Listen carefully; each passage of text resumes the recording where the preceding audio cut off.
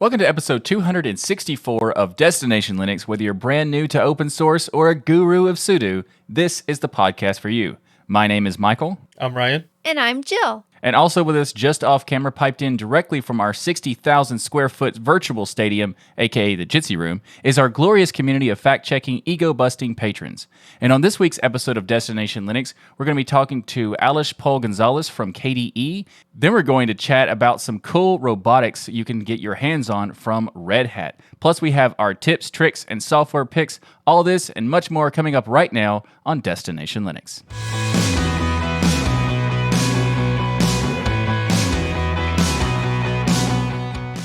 So this week in our community feedback, we received an email from Michael.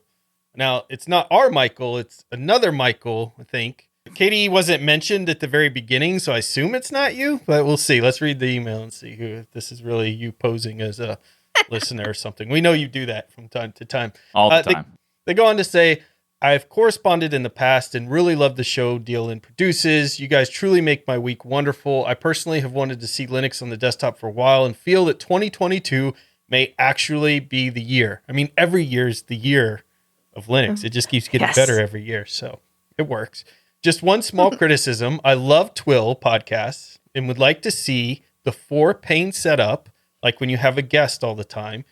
You could then use the fourth video source to show sponsors or whatnot, like DO and Bitwarden, like on other casts, and a moving graphic like the background on Twill under Michael's camera. Just a suggestion. It's an interesting... Michael, engage. And make it so. And now it is there.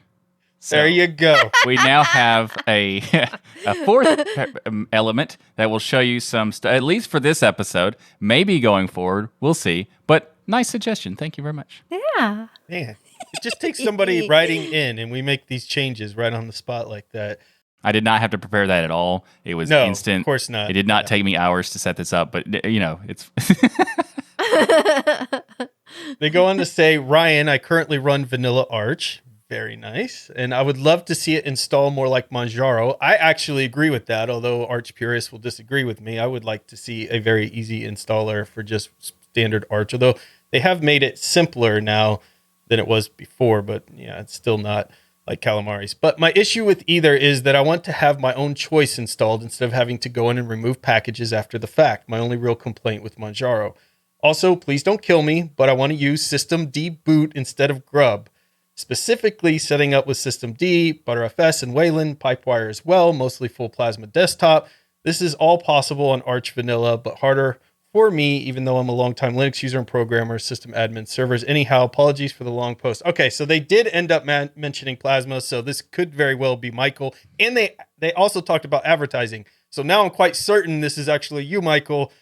You love advertising and talking about it. You love Plasma, so why did you send us this email? There is a lot of, like, you know, some evidence here and there that I can see why you're assuming that it's me, but it's not actually me in this case. I don't know, Jill. What do you think? I'm suspect. I think it's Michael AI. It could be. It could be. Well, this is some interesting suggestions here. One, I like the idea of having an installer in Manjaro where you can basically select and deselect a bunch of things right there at the beginning and fully customize that experience. I think that would be pretty cool for them. As far as Arch goes, I think you're going to have a long battle for Arch people to ever give up the difficult installer. I think they just kind of like that. Not my thing, but they like it. But I install Arch all the time, and you get used to the installation path. And I think it's kind of a way to keep brand new people from accidentally starting with Arch, because it probably wouldn't be a great experience depending on the new user. If they wanted to learn that type of stuff, fine. But for most new users, it's a barrier that probably keeps a lot of people out that shouldn't be using Arch to begin with. This also depends on, like, new user versus, like, people who talk about beginners and new users, like, they're kind of the same thing, but they're not. So sometimes new users are also people who want to dig into that stuff, and that's fine. But it's more like, let's not push the beginners to that realm of computing. Right. Because, just yet. But also, they were talking about specifically, the not me, Michael, talking specifically about having something with setting up systemd, ButterFS, Wayland, and Pipewire, and with having a full Plasma desktop. You can do that, and it's a distribution called Fedora. You can get all of that stuff. No, we're talking about Arch, Michael. Well, Yes, Arch. Sure, Quit but throwing also your advertising in there. I mean, Fedora is a good choice for all of those things, honestly, although not all the ButterFS stuff is implemented yet, but it's a good starting point for that. I think the best ButterFS implementation right now is on my hat, OpenSUSE, if you want to really feel the power of ButterFS right now. But I like the idea of all of these options that they want to put into Arch. And of course, you could do that with Arch right now. It's a little bit difficult, as they mentioned. The one thing that I wouldn't want, though, is systemd boot. This is what Pop! OS uses. And again, for a new user experience, it just, and I haven't used it recently, but my experience, it always wipes out any other operating systems that you have to install. So if you have a new user and they're trying to dual boot with Windows and Linux, if you put Pop! OS on it with systemd, I've had nothing but problems getting that to work properly. Systemd boot just kind of overwrites all of the boot settings. And so I'm not a huge fan of systemd boot, but I know that I may be in the minority. To some may love it. It's just not my thing. What do you think, Jill? No, it's not really my favorite either. I've used it on Pop and I've had great success with it, dual booting with multiple distros and Windows, but there have been definitely issues. I still love Lilo. I know, so. Michael, you look disturbed by that.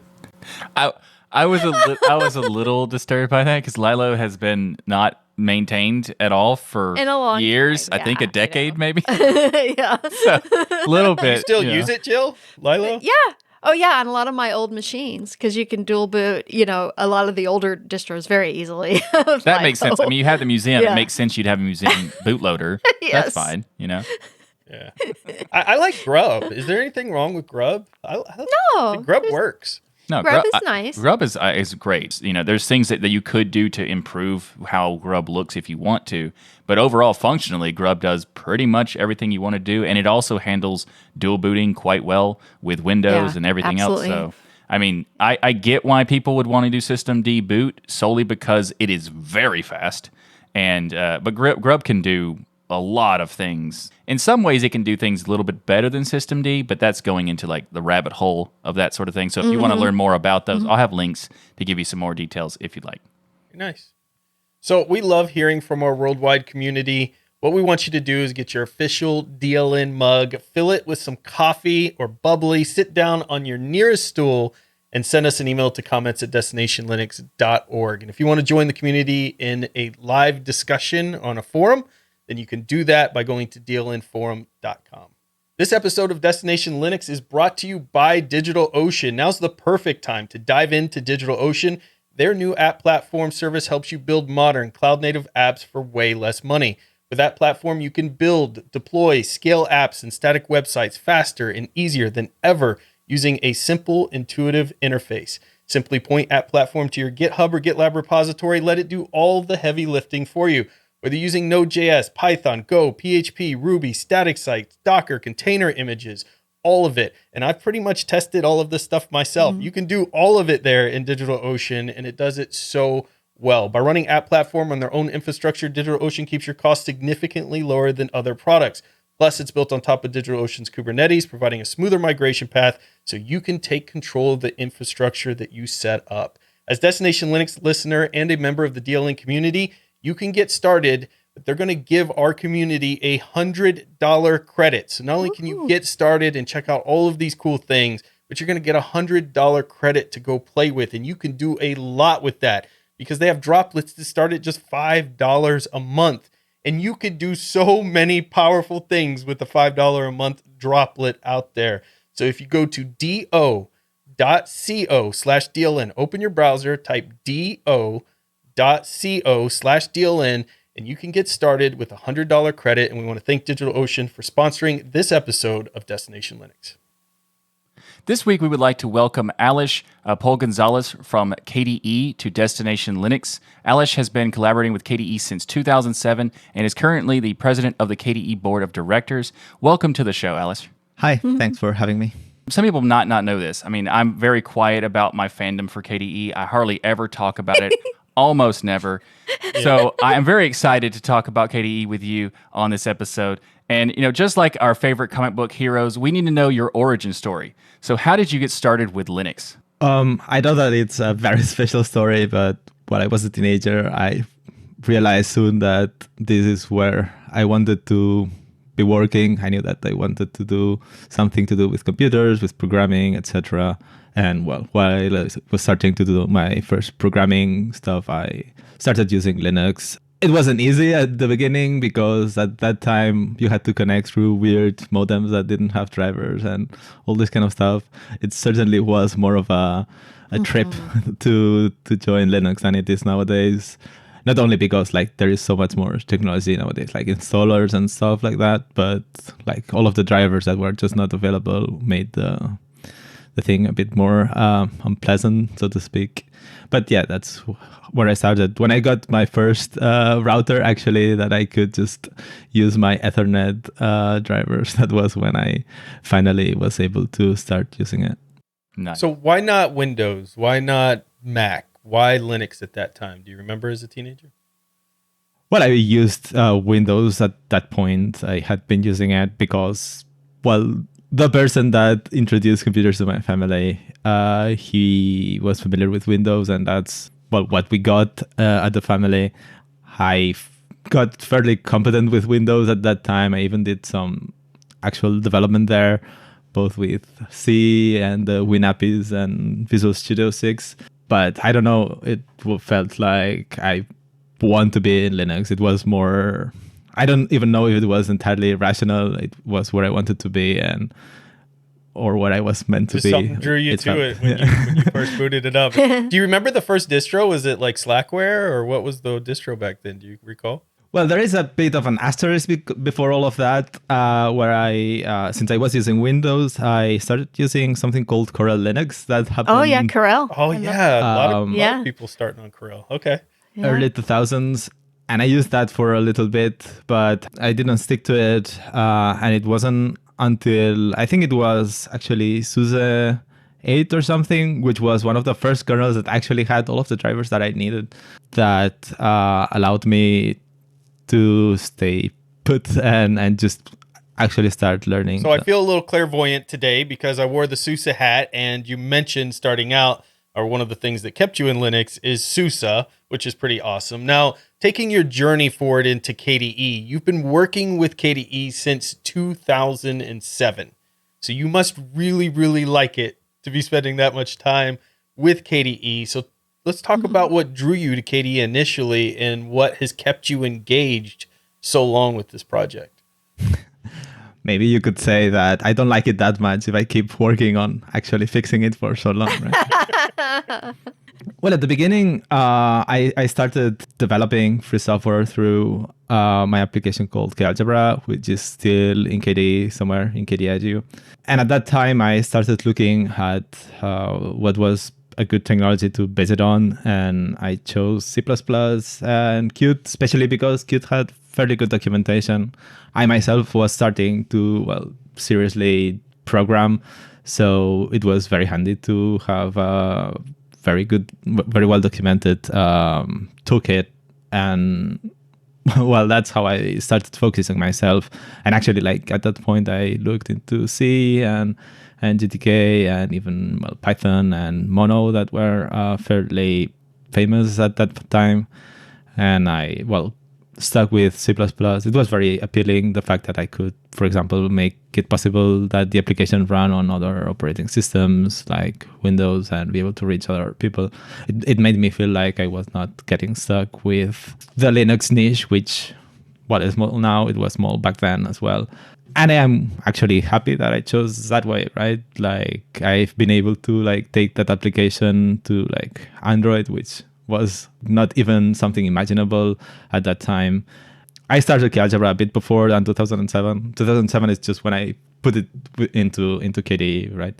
And yeah, I then started also doing some other stuff like KDevelop. I did Google Summer of Code a couple of years, and eventually I started doing Plasma when I joined Blue Systems.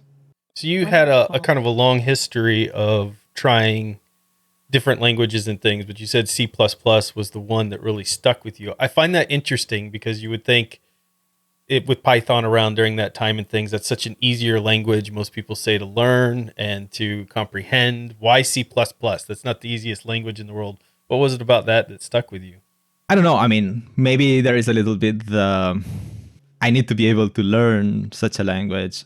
Big part of my reason also to develop GeoGebra wasn't the application itself, but to delve into actually developing and creating languages. Like in a calculator, like the expression that you create in there is in practice a functional language, which actually at the moment you can like do a lot of freaky things that we don't do, because I mean, why would you do it in the calculator, right? But it was a good place for me to just deep dive into the topic. And well, languages have always been a topic that has interested me, and C++, I think that it's obvious that has a lot of interesting things. I mean, it's complex. It's probably even too complex. I'm not gonna argue with that, but it's very powerful. And when you want to like decide what you want to do with your life, saying I'm gonna base my knowledge on a powerful tool is also something very empowering, right?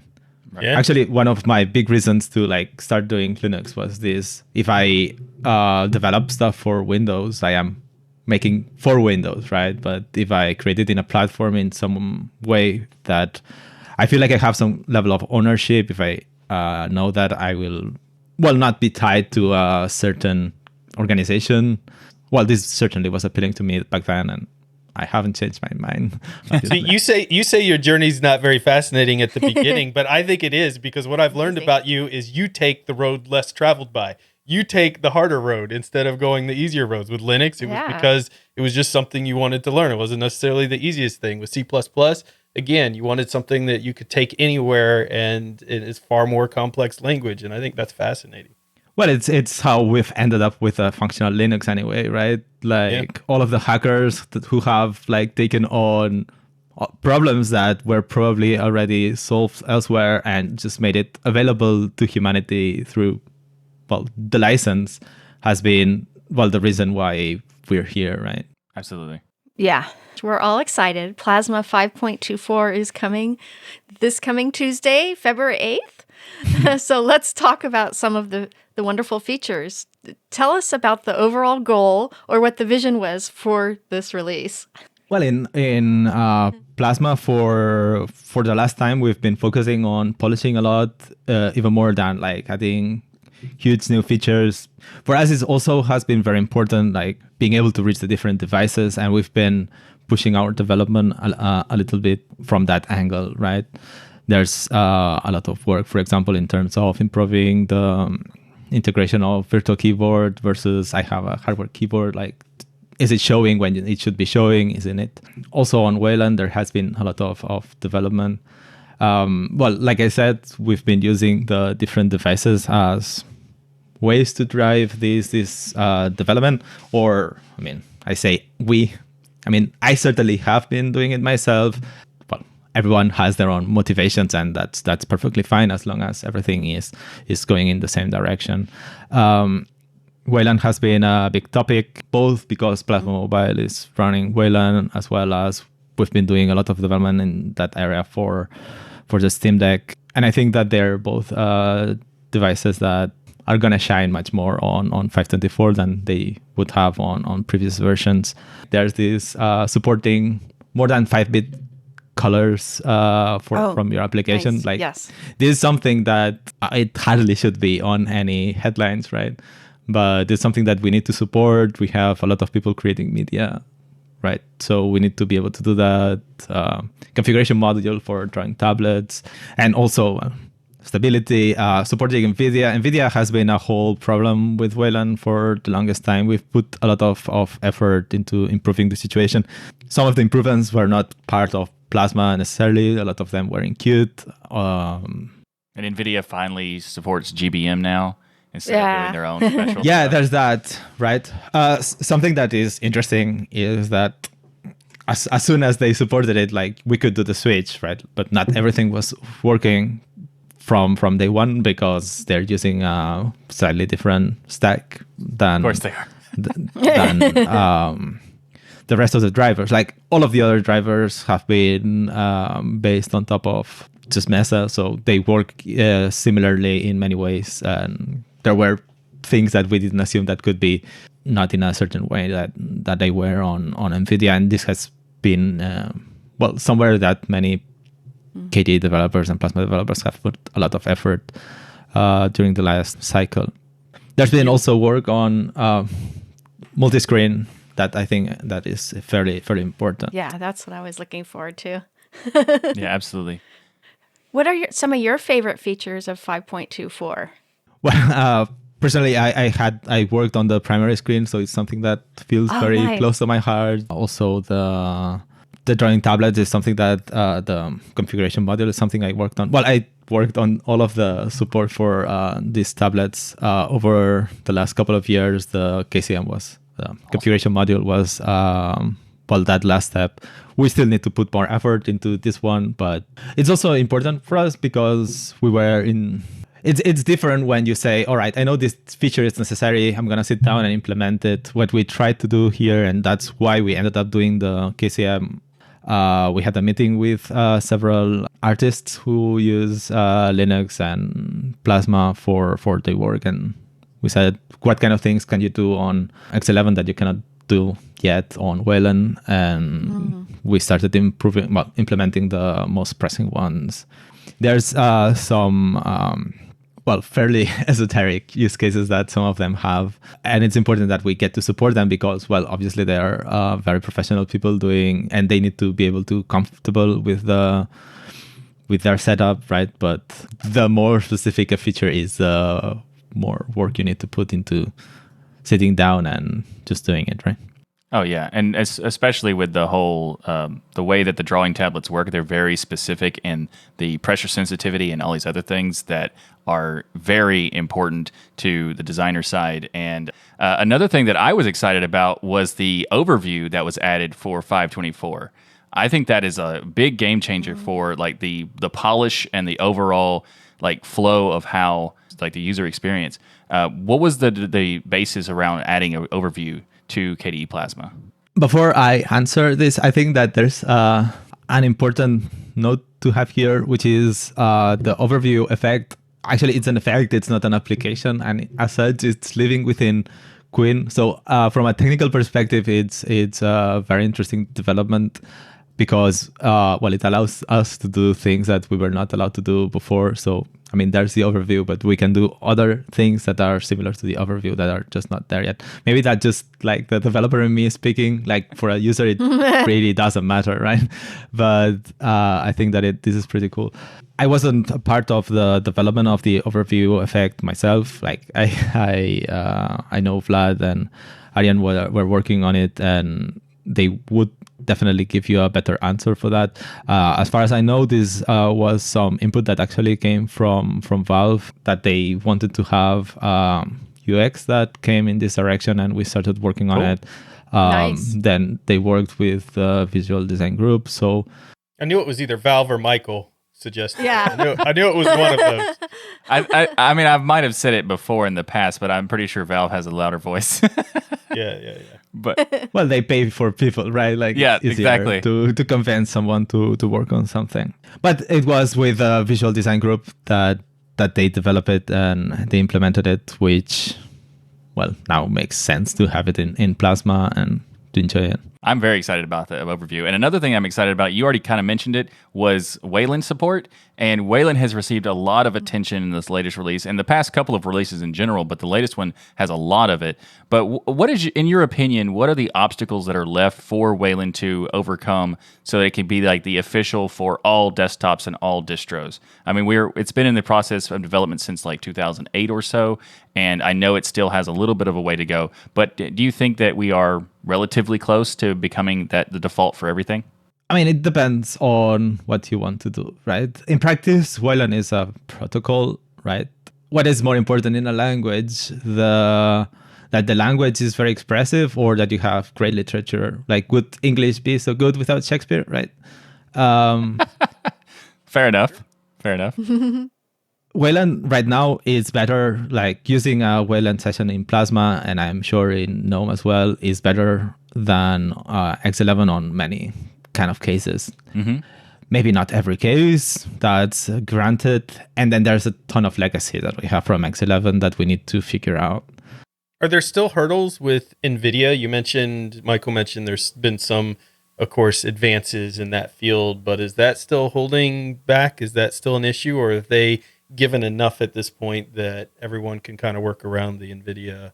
Well, this way, they have given nothing, right? They have just implemented the interfaces that we suggested them to implement for things to work. Now we need to just do a lot of testing and making sure everything works. It would be ideal if their drivers were free software, and when something didn't work, we got to fix it. This is not the case today, and it's probably, well, it doesn't look like it's going to change anytime soon. If it did, that would be great. But at this point, we've managed to not have an entirely separate code base, for example, for NVIDIA to be on Quinn. So that's already an advantage. We support things. I know that there's some fairly minimal regressions. Like I think that the panel transparency is not working great just yet.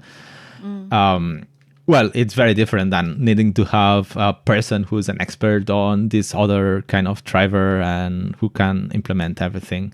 And I am sure that someday we will be able to figure this one out. So one of the great things about Plasma that most people will talk about is the customization capabilities that are there. But this also means there's lots and lots of settings. So I know that in talking to some of the team in the past, the team is looking for ways to simplify some of those settings so that people who don't want to do all the customization or don't want to have all the advanced options in front of them right away, they're still an option, but maybe it's not right in their face. And kind of wanted to talk about that with you some more. In your mind, what's your vision for simplifying some of the settings and options for customization out there for those who want to use Plasma, but maybe you're not into changing every little thing about it? Our big answer for that has been the look and feel themes, which I think they're working fairly well. At the moment, they're super powerful in that somebody can sit down and put together an entirely different experience. And I'm not talking changing wallpapers. I'm talking Plasma Mobile is a different look and feel. We're doing a Plasma Ink for ink devices now. It's also a look and feel theme, right? This is very powerful. Now, I don't think that this is the kind of configuration you were talking about. You were talking about more of I have an application with a ton of checkboxes. I think that there is a cultural attitude that we have been adopting. I think that Plasma is better today in these terms than it was a few years ago. The fact that, for example, we had to recode all of these configuration modules in our switch from C++ into QML has made us actually, it has forced us to a lot of work that way. Also, since we have the visual design group, they have helped us a lot to take these kind of decisions, right? If you're a developer, you're often maybe don't want to think about every little detail, and I guess it's the easy way out to add an option everywhere, which we might have done a bit too much in the past, but not always. And actually, I think that it has been very powerful, and it's something that is one of the big reasons to use KDE even today and Plasma. The fact that we still allow people to think different than our visual design group or our development team. It's perfectly fine if people want to add stuff or change configuration settings.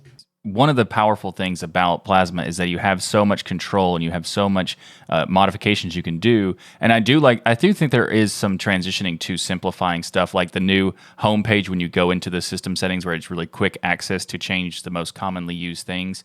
And I also didn't notice this in the beginning, but after a while of using the system settings, I noticed that at the bottom section of the home settings, it will change what the quick access stuff is based on how many times you change something in system settings, which is really nice. But the next thing that I wanted to ask you about is, I think the most powerful thing that I wish Plasma had, if I could change one thing right now, it would be the import and export of settings. Because there are times where I would want, if someone wanted to try out my implementation of Plasma and they wanted to experience how I set mine up, if there was an import and export tool, that would make it possible to share it. But at the moment, I I change a lot of things. Not because it needs changing. I just have like a very, like you said, that some people have a very esoteric custom workflow. And my workflow is very weird. And I know that. No one would want to use it anyways, Michael, if you could export it. Like it would. I don't think that's true. I think people would just want to experience putting just your to see shoe how on weird your it head is. to wear shoes. Yeah. You're like, I want to experience what Michael's like. Yeah, He they put the might. shoe on his They head. might not continue to use it, but I think they will try it. All right. Well, I'm curious. Good Is there question. any effort in working on an import and export tool for KDE Plasma? So there is this look and feel tool, look and feel explorer, I think it's called, that is meant to do that. I don't know how well it works. We have not also been advertising it that much. Maybe you could give it a try, see what works and what doesn't. But a little bit the idea of look and feels is to be able to do that, to set any configuration settings that you need changing and be able to like distribute it a little bit like we do with Plasma Mobile, right?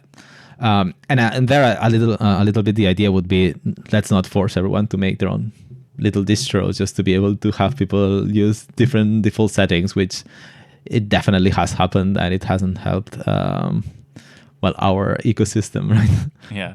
To me, it's more of like a distro hopping thing, right? If you go into a distro and you set it all up the way you want, and then maybe you're hopping to a different distro, but you still want to use KDE Plasma, then not being able to export all those settings, then you got to go and reset up everything. For me, it's easy because I change nothing in anything. Whatever the developers do is way better than I can think of, is how I kind of view it. So I go with the default. But I know a lot of people like that customization stuff. So yeah, the look and feel thing, Michael, you're going to have to test it out and let us know. I will test it out. Yeah, definitely. And Aleix, I am definitely looking forward to the progress on, being able to export settings, because for one, that's one thing we can say that the Windows users don't have easily. And especially with the Steam Deck coming, and so many Windows users are going to be using KDE on the Steam Deck. Yeah. And it's a very good idea to be able to export those settings and working on the simplification of the settings for the average user. Yep. Real quick, Ryan, in the chat, the live chat room. For those who don't know, we do this show every week live, and in the chat, someone says, "I want to be like Mike." So there you go. There is an nobody. audience. That was you on another account. No, Clearly, yeah. Nope. All right. If you could skip to the end of 2022 and all the team's goals were met, what would KDE Plasma look like? First of all, we are putting together a Plasma sprint for next month. I don't think we have a date yet, but if anyone wants to join, feel free to. A little bit the idea there will be to start thinking about the switch to Plasma 6, meaning our switch to Qt 6, which is what the number means in practice. Until then, I am sure that we will be thinking about that. There is certain things that we can do when using Qt 6 that could be fairly useful. Namely, there's better tooling for QML. Maybe we can improve our use of the language and ensure that there's no weird regressions. Also, there's certain advantages that we can get from using Falcon as the graphics driver rather than OpenGL. It seems that there's certain things we could do that would be more performant, and we're all about performance as well. So that is something. Besides working on Wayland, making sure that everything works, any kind of regression from your Axel experience should be solved by then, hopefully. And if you report bugs, they will get fixed. So do it, anyone. It's very important. That perfectly falls into my next question. And what kind of help does KDE team need right now from the community? Bug fixes, and Nate mentioned in the previous episode when we had Nate on the show. He talked about bug triaging and stuff like that. Is there anything specific for the sprint or anything else you'd like to talk about for the community to offer?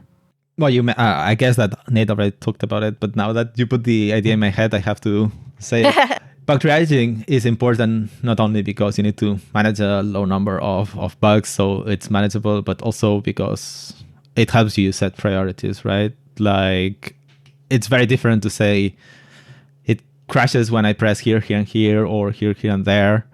As a developer, you cannot be like changing focus every day. So if you know that there is somewhere that if you put your effort on, you will be able to take a leap forward, significant leap forward.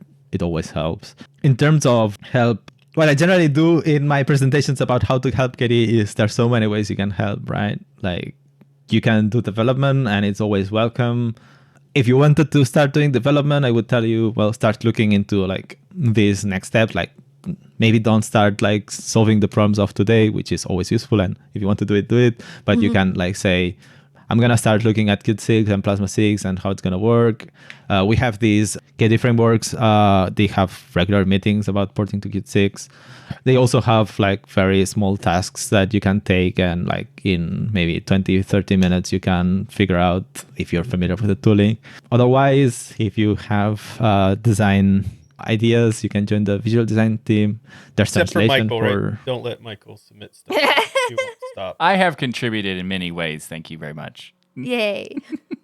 I'll put a lot of links in the show notes for anybody who would like to contribute to the KDE Plasma and KDE in general. And we want to thank you, Aleix, for joining us, and also for the contributions that you've done over the years, and also to thank the entire KDE team for their tireless efforts. Because I mean, when I was using jumping back and forth between different distros and different desktops for years, and as soon as I tried Plasma, and I like really got into like how much options do I have, how much power can I use in Plasma, and as soon as I realized how much there was, I have been using it since, and that's been about 8 years now, give or take.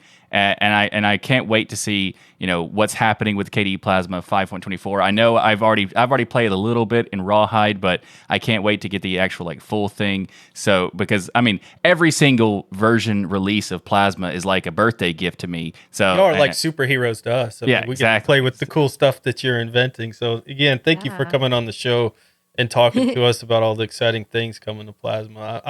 I'm more excited than ever, although I just try to keep Michael tame because he's such a fanboy. But I love that he's a fanboy. It's kind of impossible to tame me completely, but I'll try to calm it down a little bit. There you go. Aw. Well, thank you for joining us. I love all the eye candy. It's beautiful. Yeah, you guys are doing amazing work.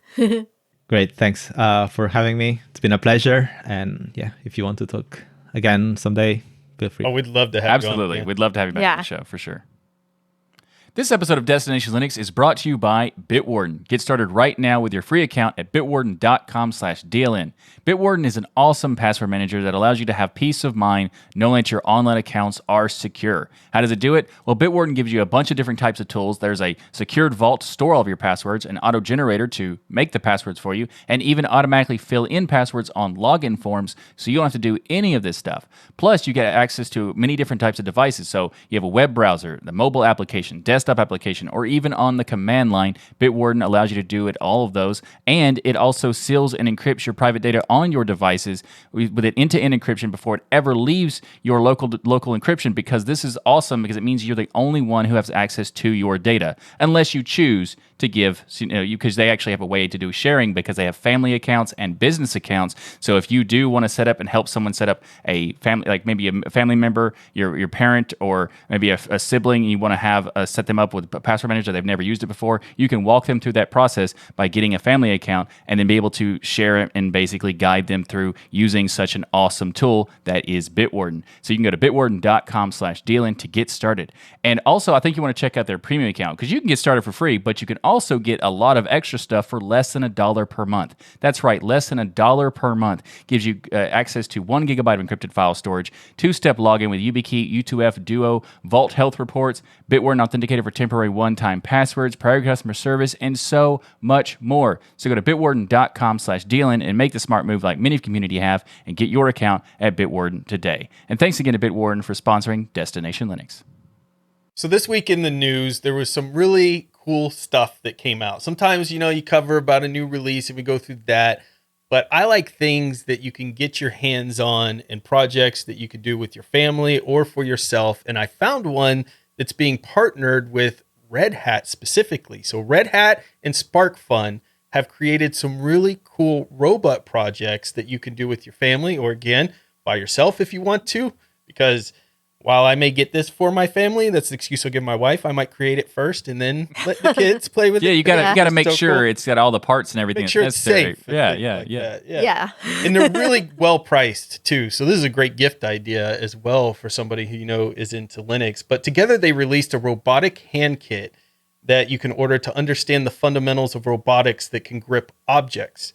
And this is really interesting because of the complexity of mimicking something as perfect as the hand, as far as the ability to pick up something softly, to pick up something, with a hard grip, all of these different elements that we do with our hand that we kind of take for granted. And those, of course, with disabilities and things that need these mechanisms created for them so that they can re-experience life in those ways. I mean, there's so many cool things about this project that you can get inspired from.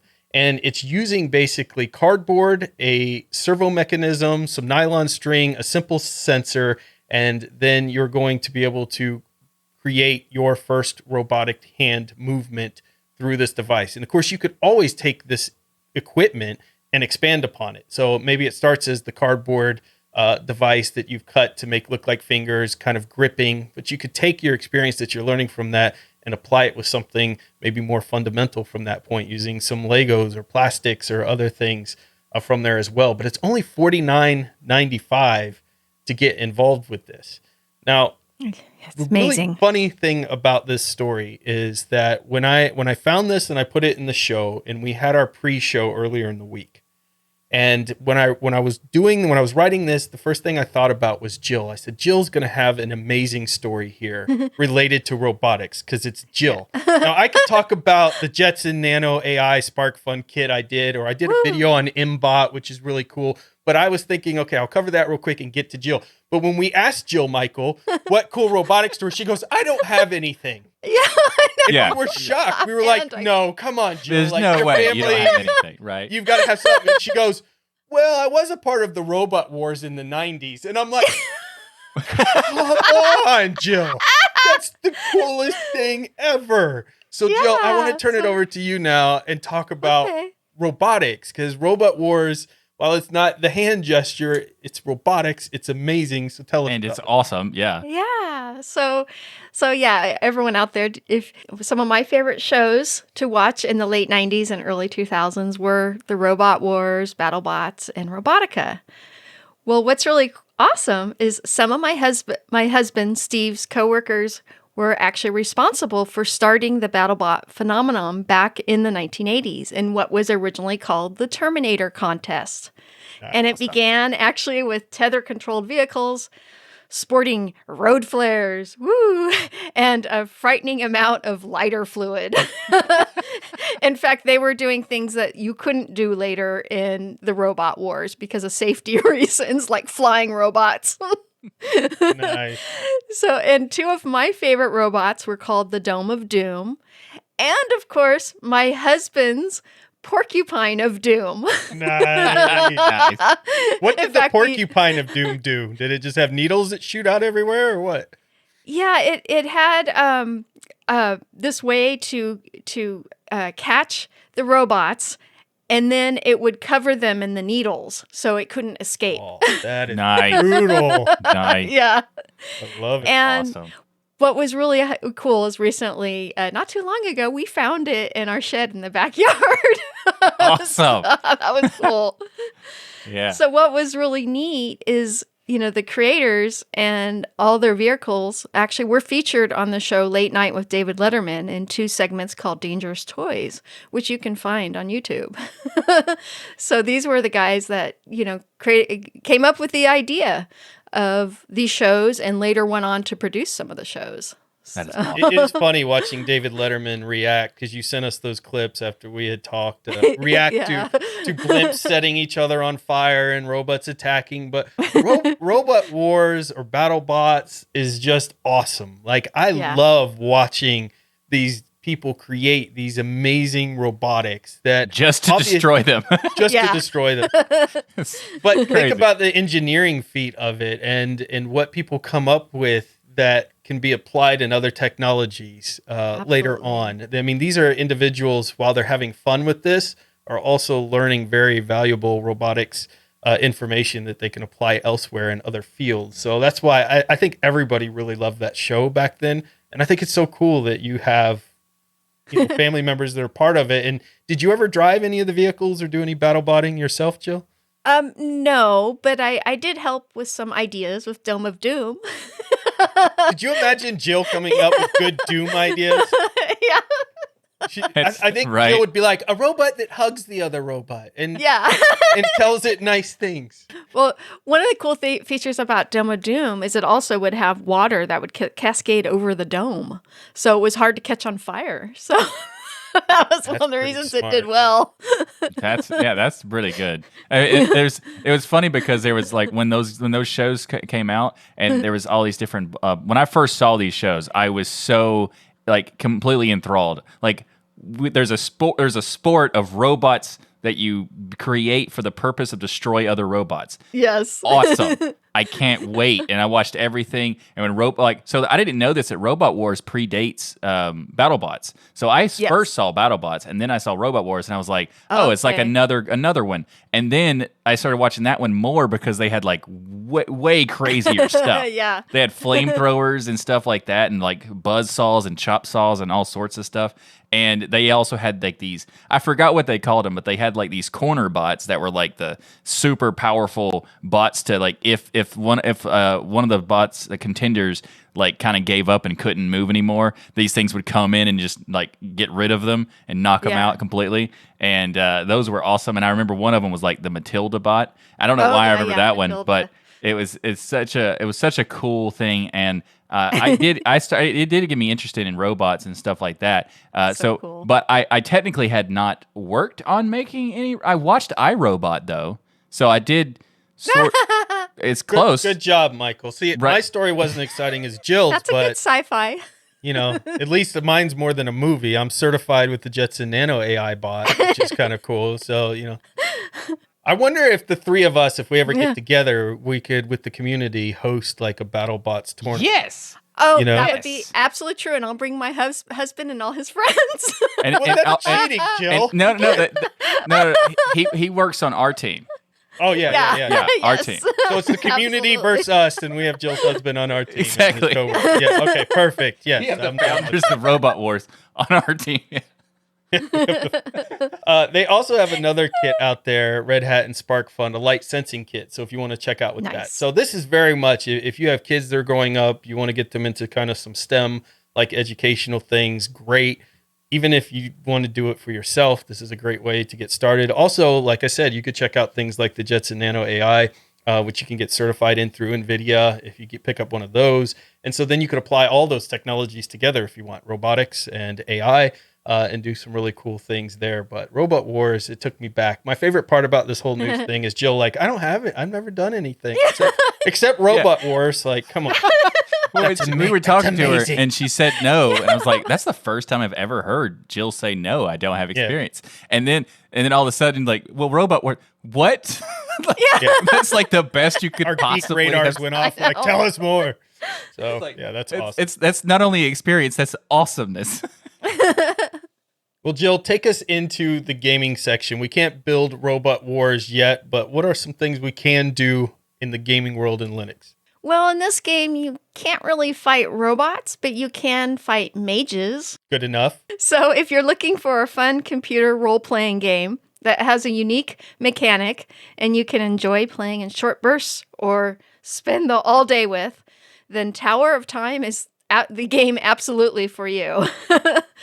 On Steam, the game describes itself like this: a new kind of RPG that awaits you. A story-rich dungeon crawler with innovative real-time combat that lets you pause or slow down time. Tactical thinking is essential to succeed. And it now has RPG Lite and permadeath for a much more fast-paced game. Yeah, I bet. Definitely. I'd be dead at the intro. It's like it's just reading the story and my character dies. Yeah. Well, what I was really finding fascinating is this is the only RPG I've ran across that has this time mechanic. It's called the Arrow Time combat system. From Matrix, it's called Bullet Time. Come on. Yes, it's called Bullet. Yeah, this is true.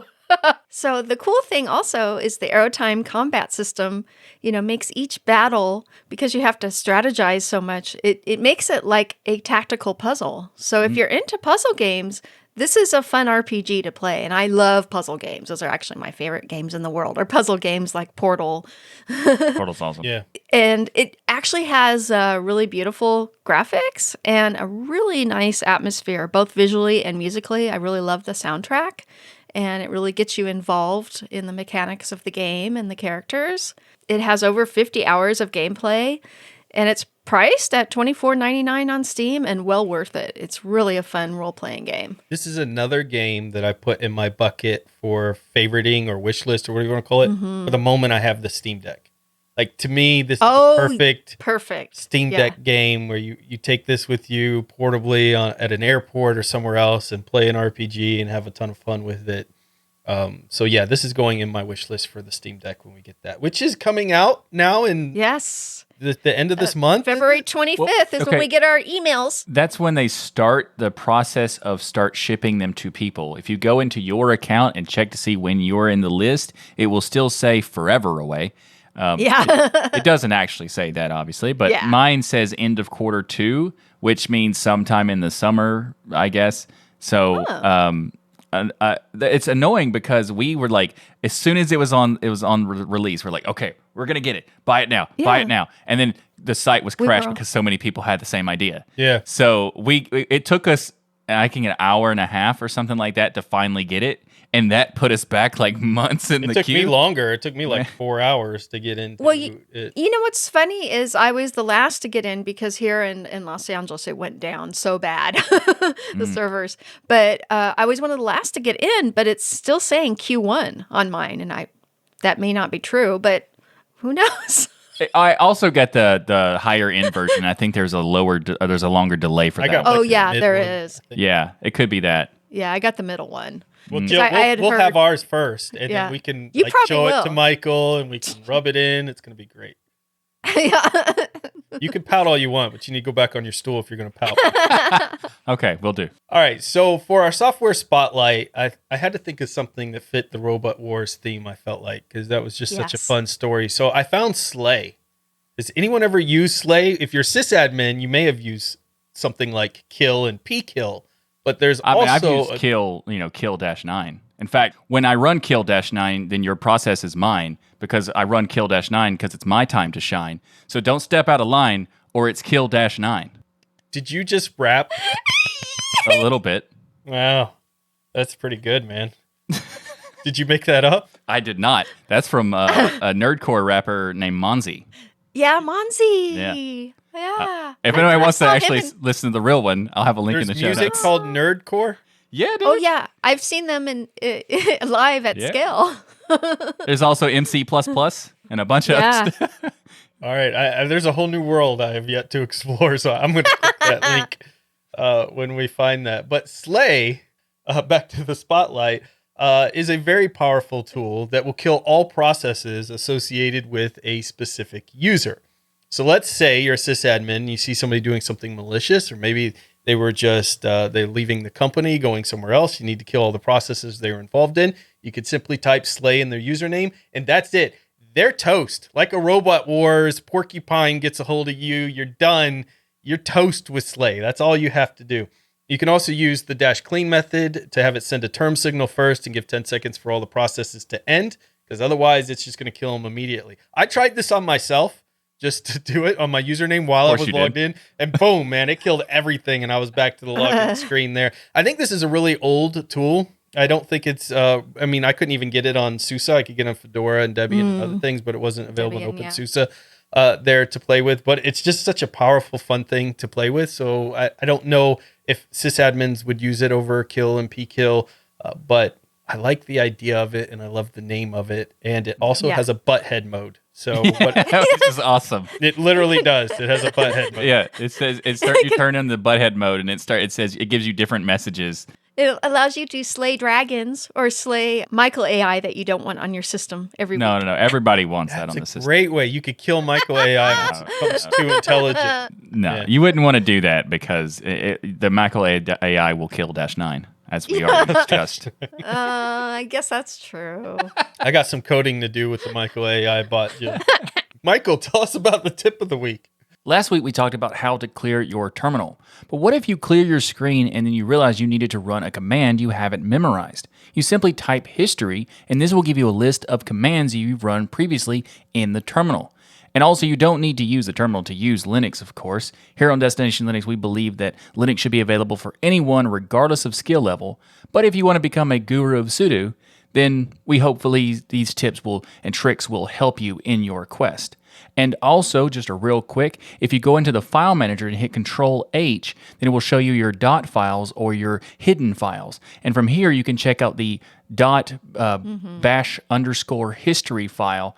And there you can check out the actual location of where the content from the history command comes from, and you can make copies of it and store it for later usage or something like that. So that is your tip of the week. Nice. And as far as announcements this week, the Linux Out Loud logo contest finals are up right now, like literally right before we started recording the picks that they have out there for the community to vote on. So first of all, thank you so much to the community. We had tons of submissions out there. They were able to narrow it down to just a few, and you can go out to that link on our discourse forums and vote for which one you want to be the official logo for Linux Out Loud. And for those who are just tuning in, that was formerly DLN Extend, and they have just taken that show to a whole new level, so it just needs to be renamed. Same cast, same awesome people. You got Wendy, Matt, and Nate there, but they're going to have a new show and logo. They're going to call it Linux Out Loud there. All right, so that's it. A big thank you to each and every one of you for supporting us by watching or listening to Destination Linux. However you do it, we love your faces. And we are here every Sunday at 1 p.m. Eastern, dlnlive.com. The best part, everyone is invited to watch the recording of Destination Linux each and every week, and we can't wait to see you in the chat. We also have our glorious patrons, which get perks like unedited versions of the show and get to hang out with us in the Patron After Show, where they also get to hang out with our guests that hang out there as well in the After Show, which is pretty cool. And also go to dealinstore.com right now to check out some swag. We have t-shirts, hoodies, mugs, stickers, all sorts of stuff. Hats. We got so much cool stuff. Coasters even, as Jill is showing some of these things that we have. Look how fresh this shirt is. Look how fresh. Right? It's so fresh. So fresh and so clean, in fact. Yeah.